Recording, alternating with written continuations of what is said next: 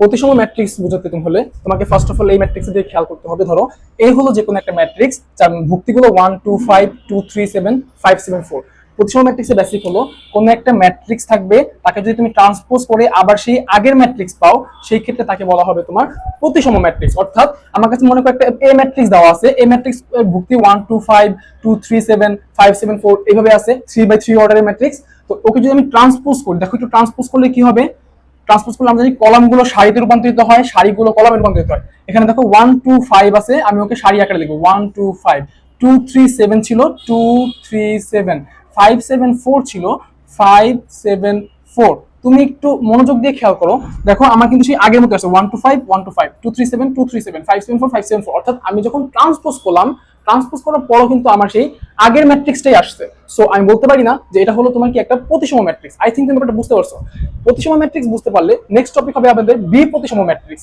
B প্রতিসম ম্যাট্রিক্সটা কি, same জিনিস বাট একটু ডিফারেন্ট। যে একটা ম্যাট্রিক্সকে তুমি যদি ট্রান্সপোজ করো, ট্রান্সপোজ করার পর তার মান যদি তোমার -a আসে, সেই ক্ষেত্রে সেটা হবে হলো তোমার বি প্রতিসম ম্যাট্রিক্স। চলো একটা উদাহরণের মাধ্যমে তোমাকে আমি শিখাই। এখানে ধরো একটা ম্যাট্রিক্স তোমার এ ম্যাট্রিক্স দেওয়া আছে 0 2 3 -2 -3 0 4 -4 0। এই একটা ম্যাট্রিক্স ছিল। এই ম্যাট্রিক্সকে তুমি ট্রান্সপোজ করে যদি -a পাও, মানে সেই আগের মানটা মাইনাস পাও, সেই ক্ষেত্রে সেটা হবে বি প্রতিসম ম্যাট্রিক্স। চলো আমি এটাকে ট্রান্সপোজ করি। ট্রান্সপোজ করলে কি হবে, কলামগুলো সারিতে রূপান্তরিত হবে 0 2 3 0 2 3 -2 0 -4 -2 0 -4 -3 4 0 -3 4 0 রূপান্তর করলাম। একটু খেয়াল করো, আমি যদি এদের থেকে এই পুরোটা থেকে মাইনাস কমন নেই, তাহলে কি প্রত্যেকটার চিহ্ন পরিবর্তন হবে। 0 ছিল 0, 2 ছিল -2, 3 ছিল -3 হয়ে যাবে, -2 ছিল 2 হবে, 0 ছিল 0 হবে, -4 ছিল +4 হয়ে যাবে, -3 ছিল +3 হবে, 4 ছিল -4 হবে, আর এখানে কি হবে তোমার 0 হবে। সো একটু ভালো মতো খেয়াল করে দেখো, এই যে আমি যে মাইনাস কমন নিলাম, মাইনাস কমন নেওয়ার পর আমি কিন্তু সেই আগের এ ম্যাট্রিক্সটাই পেলাম। তাহলে এটা তোমার কি লেখা যায়, মাইনাস এ ম্যাট্রিক্স বলা যায় না সেই ক্ষেত্রে। এই যে এই লাইন থেকে এটা, তার মানে দেখো আমি যখন একে ট্রান্সপোজ করে সেই আগের -a ম্যাট্রিক্স পেলাম, তখন সেই ম্যাট্রিক্সটা হবে বি প্রতিসম ম্যাট্রিক্স। নেক্সট টপিক বোঝানো হলো আমাদের সমঘাতী ম্যাট্রিক্স। তুমি যদি দুইটা ম্যাট্রিক্সকে গুণ করার পর আবার সেই আগের ম্যাট্রিক্স পাও, যেমন ধরো একই ম্যাট্রিক্স, যেমন এ, একটা ম্যাট্রিক্স এ, এর সাথে তুমি যদি এ গুণ করো, এ গুণ করার পর তুমি যদি এই পাও, সেই ক্ষেত্রে সেটা হবে তোমার সমঘাতী ম্যাট্রিক্স। সেটা হবে কি সমঘাতী ম্যাট্রিক্স। নেক্সট টপিক হলো আমাদের অভেদঘাতী ম্যাট্রিক্স। তুমি যদি একটা ম্যাট্রিক্সকে একইভাবে গুণ করার পর তুমি যদি একটা একক ম্যাট্রিক্স পাও, অর্থাৎ আই ম্যাট্রিক্স পাও, সেই ক্ষেত্রে তোমার ওইটা হবে অভেদঘাতী ম্যাট্রিক্স।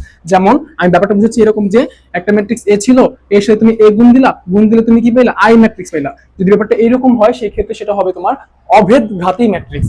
এটা কিন্তু স্যার আপনার অভেদঘাতী ম্যাট্রিক্স। যারা যারা লেখো না তারা লিখে ফেলো টপিকগুলো। তারপরে হলো শূন্যঘাতী ম্যাট্রিক্স। শূন্যঘাতী ম্যাট্রিক্সের ব্যাপারটা কি, কোনো একটা ম্যাট্রিক্সের পাওয়ার করলে সেটা যদি তোমার 0 হয়, ধরো একটা ম্যাট্রিক্স তোমার এ ছিল, আমি এখানে লিখি একটা ম্যাট্রিক্স এ ছিল, এ টু দি পাওয়ার n করার ফলে তুমি যদি 0 পাও, সেই 0 করার জন্য তুমি মানে কোন একটা পাওয়ার করার জন্য তোমার শূন্য আসলো, এই জন্য এই ম্যাট্রিক্সটাকে বলা হবে তোমার শূন্যঘাতী ম্যাট্রিক্স। আই হোপ তুমি এই ব্যাপারটা বুঝতে পারছো। নেক্সট টপিক হলো আমাদের উপম্যাট্রিক্স। উপম্যাট্রিক্স বলতে গেলে আমার বোর্ডটা একটু মুছতে হবে, চলো দেখি।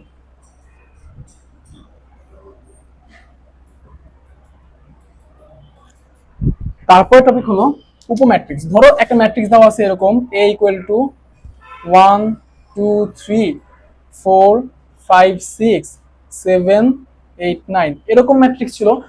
এই ম্যাট্রিক্সটার ধরো আমি আরেকটা ম্যাট্রিক্স বললাম যে বি ম্যাট্রিক্স হলো 4 5 7 8। লক্ষ্য করো এই ম্যাট্রিক্সের ভুক্তিগুলো কিন্তু এই ম্যাট্রিক্সের মধ্যে বিদ্যমান, 4 5 7 8 4 5 7 8। সো এই বি ম্যাট্রিক্সটা হলো এ ম্যাট্রিক্সের একটা উপম্যাট্রিক্স। আমি যদি ব্যাপারটা আবার বলি, সি = 1 2 3, সেই ক্ষেত্রে সি হবে কিন্তু এ ম্যাট্রিক্সের একটা উপম্যাট্রিক্স। আমি যদি বলতাম যে ডি = 1 4 7, সেই ক্ষেত্রেও কিন্তু ডি ম্যাট্রিক্সটা হবে এ ম্যাট্রিক্সের একটা উপম্যাট্রিক্স। তো তুমি কিন্তু বিষয়টা বুঝতে পারতেছো যে আমার কোন একটা ম্যাট্রিক্সের ভুক্তিগুলো যদি অন্য কোনো ম্যাট্রিক্সের মধ্যে বিদ্যমান থাকে, সেই ক্ষেত্রে সেই ম্যাট্রিক্সটা হবে ওই ম্যাট্রিক্সের উপম্যাট্রিক্স। আমাদের নেক্সট বোঝানো টপিক হলো অনুবন্ধী ম্যাট্রিক্স। অনুবন্ধী ম্যাট্রিক্স কি, যে কোনো একটা ম্যাট্রিক্স, অনুবন্ধী ম্যাট্রিক্স কি, ধরো একটা ম্যাট্রিক্স দেওয়া আছে a = 2 + i 5, 4 মাইনাস আই 2, এরকম দেওয়া ছিল। অনুবন্ধী ম্যাট্রিক্স মেইন জিনিস হলো তোমার জটিল সংখ্যা, এখানে আই মানে জটিল সংখ্যা বোঝানো হয়েছে। তো রুট ওভার অফ -1, আই মান হলো রুট ওভার অফ -1। আচ্ছা ঠিক আছে, আমরা যদি এই ম্যাট্রিক্সটার অনুবন্ধী ম্যাট্রিক্স বের করতে হয় সেই ক্ষেত্রে এরকম একটা চিহ্ন দিব, এবং জটিল ম্যাট্রিক্সের সামনে অর্থাৎ জটিল সংখ্যার সামনে যে চিহ্ন থাকবে সেই চিহ্নটাকে পরিবর্তন করব। এখানে জটিল সংখ্যার সামনে কি আছে? প্লাস আছে, এখানে হয়ে যাবে মাইনাস। এখানে জটিল সংখ্যার সামনে কি আছে? মাইনাস আছে, এখানে হয়ে যাবে প্লাস। এখানে কিছু নাই, তাই ওদেরটা যেরকম ছিল সেরকমই হবে। অর্থাৎ মূল পরিবর্তনটা কিন্তু শুধুমাত্র জটিল সংখ্যার সামনে হবে, অন্য কোনো সামনে হবে না। তো এ ম্যাট্রিক্স অনুবন্ধী ম্যাট্রিক্স হবে এইটা। আমি আরেকটা ম্যাট্রিক্স দিয়ে বুঝাই। ধরো এ ম্যাট্রিক্স ছিল তোমার 1 প্লাস আই, এখানে ধরো -2 মাইনাস আই ছিল, এখানে ধরো 5 মাইনাস আই, এখানে ধরো শুধুমাত্র একটা 3 আছে। তো আমি বললাম এই ম্যাট্রিক্সের অনুবন্ধী ম্যাট্রিক্স বের করো। তো এই ম্যাট্রিক্সের অনুবন্ধী ম্যাট্রিক্স কি হবে বলো তো? জাস্ট জটিল সংখ্যার সামনে চিহ্ন পরিবর্তন হবে। ওর সামনে কি আছে? প্লাস হয়ে যাবে মাইনাস আই, ওর সামনে ছিল মাইনাস হয়ে যাবে প্লাস আই, ওর সামনে ছিল কি দেখো আই এর সামনে মাইনাস আছে, তাই এখানে -2 প্লাস আই। একটু লক্ষ্য করো আমি কিন্তু -2 পরিবর্তন করি নাই, কারণ কি শুধুমাত্র জটিল সংখ্যার সামনে চিহ্ন পরিবর্তন হবে। তারপর এখানে হবে 3, ব্যাস হয়ে গেল। এটাই কি আমার অনুবন্ধী ম্যাট্রিক্স। আমাদের নেক্সট বোঝানোর টপিক থাকবে হলো হার্মিশিয়ান ম্যাট্রিক্স। হার্মিশিয়ান ম্যাট্রিক্স বুঝতে হলে ফার্স্ট অফ অল তোমার বুঝতে হবে একটা ম্যাট্রিক্স অনুবন্ধী। ওকে, দেখো মনে করো একটা ম্যাট্রিক্স ছিল এ, সেই ম্যাট্রিক্সকে তুমি অনুবন্ধী করছো, অনুবন্ধী করার পর তুমি ট্রান্সপোজ করছো, ট্রান্সপোজ করার পর তোমার যদি সেই আগের ম্যাট্রিক্স আসে সেক্ষেত্রে সেটা হবে তোমার হার্মিশিয়ান ম্যাট্রিক্স। যেমন এই ম্যাট্রিক্স বুঝতে হলে তোমাকে এই ম্যাট্রিক্স দিয়ে আমি বুঝাই। ছিল এ একটা ম্যাট্রিক্স, এ ম্যাট্রিক্স 7 এখানে আছে 5 - 2y, এখানে 5 + 2y, এখানে আছে তোমার 5। তো আমি যদি ফার্স্ট অফ অল এই নিয়ম অনুসারে আগে অনুবন্ধী করি, অনুবন্ধী করলে কি হবে? জটিল সংখ্যাগুলোর চিহ্ন পরিবর্তন হবে। অর্থাৎ a ইকুয়াল টু হবে 7, এখানে আসবে 5 + 2y, এখানে আসবে 5 - 2y, এখানে আসবে 5। গেল। অনুবন্ধী করার পর তুমি ট্রান্সপোজ করবা, ট্রান্সপোজ করলে কি আসবে? কলামগুলো সারিতে রূপান্তর হবে, সারিগুলো কলামে রূপান্তর হবে। 7 5 + 2y, এখানে 5 - 2y 5। তো তুমি দেখো তুমি যখন এ কে অনুবন্ধী করে আবার ট্রান্সপোজ করছো, তোমার এই ম্যাট্রিক্স তোমার কিন্তু সেই আগের এ ম্যাট্রিক্সের মতোই হয়েছে। অর্থাৎ তুমি কি পাইছো? ট্রান্সপোজ করে আবার সেই এ ম্যাট্রিক্সটা পাইছো। অর্থাৎ কোনো একটা ম্যাট্রিক্সকে অনুবন্ধী করার পর ট্রান্সপোজ করার পর আমি যদি সেই এ ম্যাট্রিক্স পাই, তাহলে সেই এই ম্যাট্রিক্সটাকে বলা হবে তোমার হার্মিশিয়ান ম্যাট্রিক্স। তুমি যদি হার্মিশিয়ান ম্যাট্রিক্স বুঝো তার মানে তুমি বি হার্মিশিয়ান ম্যাট্রিক্স বুঝছো। বি হার্মিশিয়ান হবে তার উল্টা। অর্থাৎ এরকম যে কোন একটা ম্যাট্রিক্স অনুবন্ধী করলা, অনুবন্ধী করার পর তুমি ট্রান্সপোজ করবা, ট্রান্সপোজ করার পর তুমি যদি মাইনাস মান পাও, তার যদি মাইনাস মান পাও সেক্ষেত্রে সেইটা হবে B hermitian matrix. B hermitian ম্যাট্রিক্সের পর তোমার আসবে উলম্ব ম্যাট্রিক্স। উলম্ব ম্যাট্রিক্সের ক্যাটাগরিটা কি?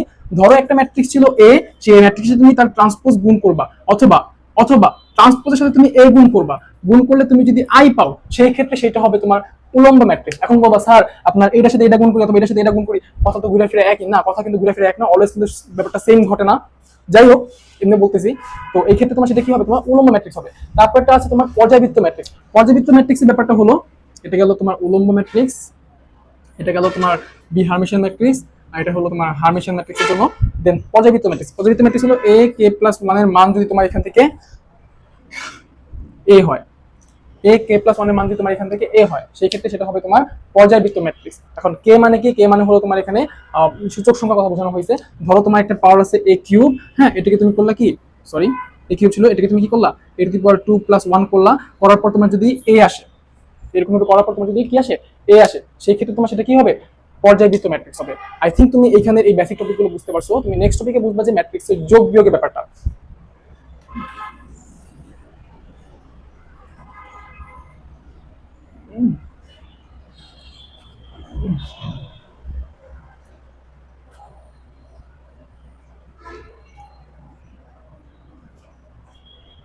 দেখো ধরো একটা ম্যাট্রিক্স দেওয়া আছে 1 2 3 3 4 5, এবং আরেকটা ম্যাট্রিক্স বলা হয়েছে যে 3 4 5 5 6 7। হ্যাঁ, বললো কি তোমাকে a + b নির্ণয় করো। যোগের নিয়ম না খুব ইজি। ফার্স্ট অফ অল তোমার দেখতে হবে যে ম্যাট্রিক্স গুলো তোমার সেম সেম অর্ডারের মধ্যে আছে নাকি। ওই যে ফার্স্টে শিখছিলাম না যে 2/2 3/3। ওকে, তুমি দেখো এই ম্যাট্রিক্সে তোমার কি আকারে আছে। এই ম্যাট্রিক্সে তোমার দুইটা সারি দুইটা সারি তিনটা কলাম আছে। এই ম্যাট্রিক্সে কি আসে? দুইটা সারি তিনটা কলাম আছে। তার মানে কি তারা সেম সেম অবস্থায় আছে, তো তাদের মধ্যে যোগ বিয়োগ করা যাবে। যদি সেম সেম না থাকতো তাহলে তাদের মধ্যে যোগ বিয়োগ ব্যাপারটা করা যেত না। অর্থাৎ আমার যদি এখান থেকে a + b করতে হয় সেই ক্ষেত্রে তোমার কি করতে হবে? 1 2 3 3 4 5 প্লাস 3 4 5 5 6 7 যোগ করবা কি জানো?